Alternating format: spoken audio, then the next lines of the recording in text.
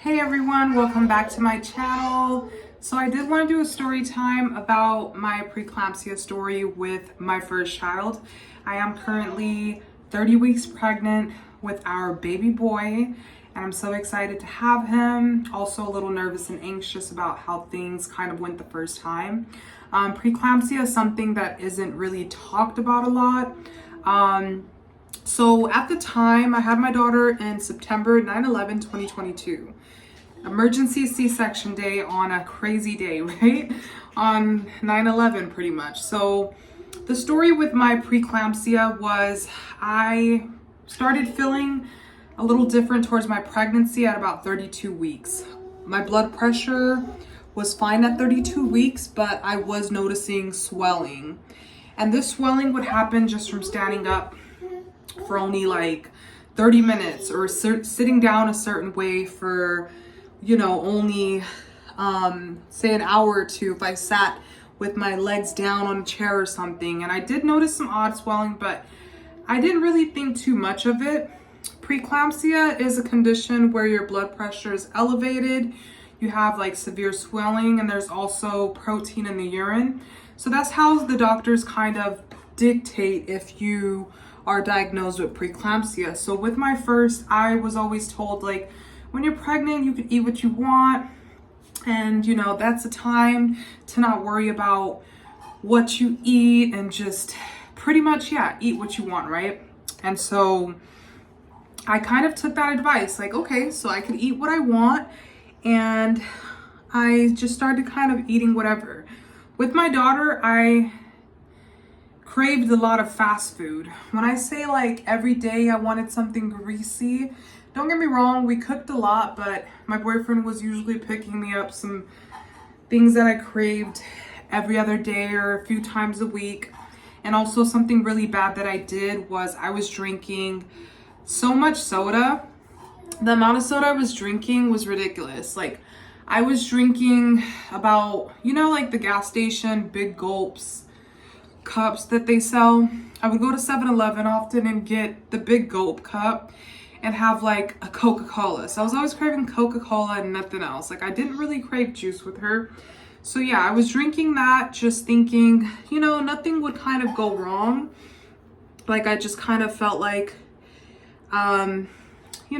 whatever, like just the regular before I was pregnant on how I could eat. And I didn't drink that much soda before I was pregnant, but definitely with her, I drank so much. So keep in mind, I just start feeling different at 32 weeks. I did go into the hospital at 33 weeks to tell them about my new symptoms, and they were just telling me it's normal. My blood pressure then at the hospital was fine. So I'm not even thinking it's a blood pressure issue. I'm thinking morally it's just pregnancy, right? And so the day I was diagnosed with it was the day I was doing my boyfriend's hair, and it was like something intuitively just kicked in, and I told him, I'm like, babe, something doesn't feel right. I think we should go to the hospital. We already had our hospital bag ready. We already had most of our things ready, but we didn't really have everything we needed for her. I wasn't thinking that day I'd go into labor. So I go into the hospital, they immediately check my blood pressure, and the lady is panicking, and she's like, oh my God, your blood pressure is 180. She's like, this is really not good. She's like, we're gonna test you for preeclampsia. And she asked me so many questions, and my heartbeat I was just like, oh my God. They're like, you might have the baby tonight. So that freaked me the crap out. I was just like, there's no way that I'm having my baby. I'm 36 weeks, by the way. So it was pre-early labors. So she wasn't too early. It was like a little pre-early. So she was just still fine. So they're checking my blood pressure, still not going down. They tell me, hey, you're going to have the baby today. So we're going to induce you. So I'm over here like ready. So they go ahead and do what they do for the inducing part. And they're checking and monitoring her blood pressure, and all these nurses and doctors are coming in and out. And I'm just panicking. Like, I call my sisters, like I'm on the phone, like crying. And I'm just like, this is terrifying. Like, I can't believe today might be the day. So pretty much they come back in and they say, hey, your baby's heart rate is dropping. We advise you to have an emergency C-section. I thought they just were rushing things, and I was just like, no, I don't want to go through that. Like, I want to have natural delivery, but I also thought about my baby. So at the time, keep in mind, I'm swelling, and this swelling is so crazy. Like, my foot is so big, my hands were so big, my face was so big. It was just kind of scary. And so I'm just praying.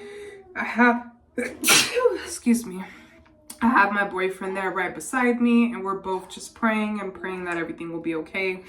And so I tell them, you know what, okay, I'll go ahead with it. Keep in mind, we went in at 4 a.m. the night of September 11, and I had my baby girl at 12:01 p.m. So the C-section went pretty well. It was pretty quick. Baby girl was doing just fine. They just needed to get her body temperature at a certain level, which they only kept her in the room for, about an hour or two, and she was able to come that same day. I was so happy and so grateful. So long story short, they still didn't educate me about preeclampsia and what to do. Even before then, as I was going to my doctor's appointments, no one had really educated me about preeclampsia. And so for me, it was something that I did a lot of research on with my son right now. I did so much research that just in case I do go through this again, it's something that I do want to be able to manage and make sure that I'm pretty much good, right? And so what we did was, this time what I did different is I completely cut out the soda. So I'm not drinking extreme soda like I was doing with her. I'm also working on eating much better. So I do go on healthy diets here and there every other day. To be very honest, sometimes it's kind of hard to fight cravings. So I do allow my body to have certain things I'm craving, just because, like, if you've ever had a child, if you've ever been pregnant, like, you know, that pregnancy craving makes you just want to, like,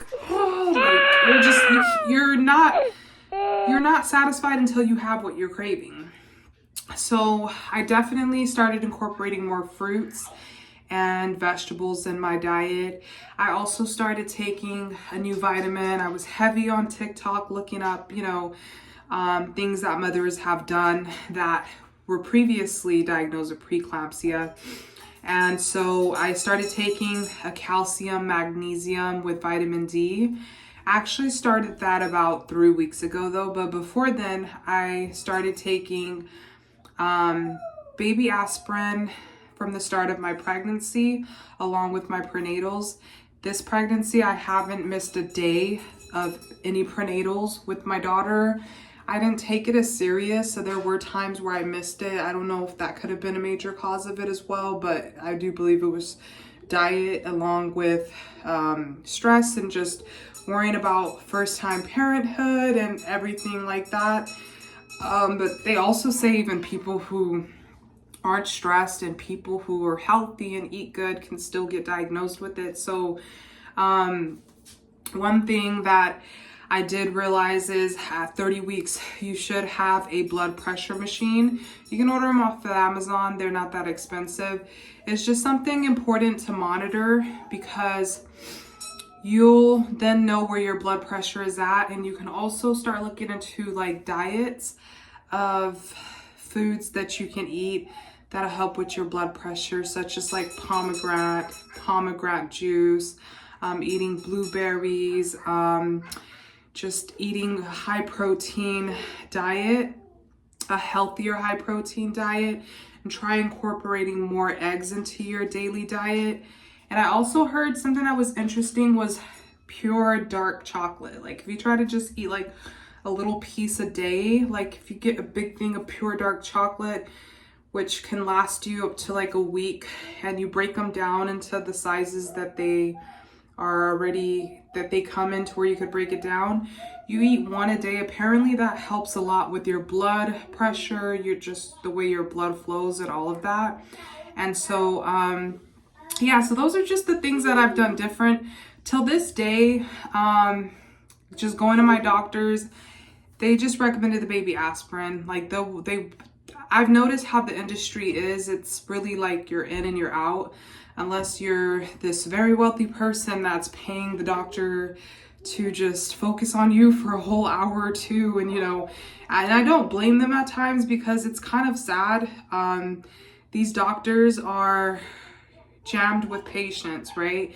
So they may have 50 patients a day, and they have to get through them due to protocol and just their bosses, and they have to get through them. And so it sucks, right? It hurts. So you have to definitely be your own eyes and ears as well, and take care of yourself, because preeclampsia can cause strokes in mothers, especially if you're not aware of how high your blood pressure is and you're ignoring it. It can also cause stillbirth in the babies.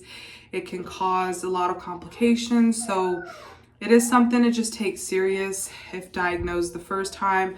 Also, to mothers who aren't diagnosed with it, who are doing just fine, that's amazing. But just in case, try to take pregnancy a little more seriously, because like nowadays so many people are becoming diagnosed with preeclampsia, and it's becoming serious. So yeah, I was very blessed and grateful to have a healthy baby. I will say I had about almost 20 pounds, 17 pounds of swelling. After I had her, it took about 2 weeks for my swelling to go down. Let's say a week, and then a week after that there was mild swelling. But when I say I shed so much weight, like I went from 200 to 180 to 175, and it just stopped from there. And it was so scary, because I'm like, oh my God, most of this weight was just swelling. And it gets scary because you still have the high blood pressure after you have the baby. And I personally laid off the high blood pressure medication. I just started doing things more healthier, more naturally, and just prayed a lot, because I just feel like sometimes those medications can make these things permanent. And so yeah, if you guys have any preeclampsia stories or any tips for preeclampsia, please list them down below. I'm still learning. Like, I'm not a doctor, so don't just take all of my advice as, that's all you need and this and that. But these are just little tips and bits that I've learned from other people. But if you guys have great tips that will help mothers who are currently pregnant, who maybe faced this in their last pregnancy and are afraid to face it now, please list what you guys have done down below, because it will help so much. Also vitamins you guys are taking. Oh yeah, and also with the magnesium, the reason why I started taking the calcium, magnesium, well, the calcium, number one, for your bones, because you hear so much stories of people losing their teeth, and our teeth do get so sensitive. So I did worry about that, but also just my natural bone, my whole bone, the bones all over my body in general, because after I had my baby, I don't know if anyone has had this symptom, but my bones felt so weak. There was a point where I felt like of course they couldn't bend, but they just felt so brittle and weak to where you could literally easily bruise it or bend it. And there was just weird things happening with my body. So I am preparing this time in different ways. I'll make another video on vitamins that I'm going to be purchasing. I'm slowly purchasing for after I have my baby boy, because I do plan on taking vitamins that I didn't take when I had my daughter. I wasn't taking any vitamins. And so I think a lot of those things can factor into postpartum. It can also factor into just feeling really exhausted and tired, just mentally tired. So yeah, I would just love to know, what are things that you mothers have done who have more than one kids, and what are things that you guys advise us women to do who are pregnant? So please make sure you guys comment, like, and subscribe so we can talk a little more about this. And I'll be doing hair and talks more often on my YouTube channel. I'm really excited. Thank you so much for joining, and I hope you guys have a blessed night.